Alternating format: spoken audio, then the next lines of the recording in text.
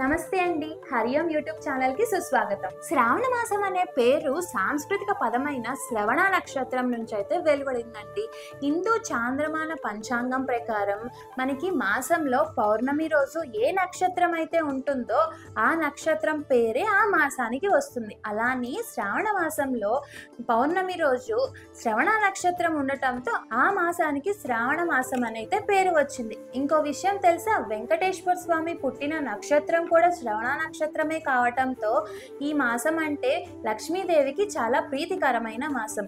So ఎవరైతే ఈ మాసంలో అమ్మవారిని పూజించి మనస్ఫూర్తిగా ధ్యానించి అమ్మవారిని మెప్పిస్తారో అమ్మవారి కరుణా కటాక్షాలు వారి మీద పరిపూర్ణంగా ఉంటాయి అని శాస్త్రాలు అయితే చెప్తున్నాయి. మరి ఈ మాసంలో ఓన్లీ లక్ష్మీదేవినే కాదండి, శివయ్యని, వెంకటేశ్వర స్వామిని, గౌరీదేవిని కూడా పూజిస్తారు. మనం అసలు ఏ రోజు జరుపుకోవాలి, ఏ సమయానికి జరుపుకోవాలి, ఏ శుభ లగ్నం నక్షత్రం యోగంలో చేసుకుంటే మనకి ఎలాంటి ఫలితాలు ఉంటాయి, మనం అమ్మవారికి ఏ చీరని సమర్పించాలి, ఈ పూర్తి వివరాలు ఒక వీడియో రూపంలో మా ఛానల్లో పెట్టాము. కింద డిస్క్రిప్షన్లో ఆ వీడియో లింక్ అయితే ప్రొవైడ్ చేస్తాము, మీరు వెళ్ళి చూసేయండి.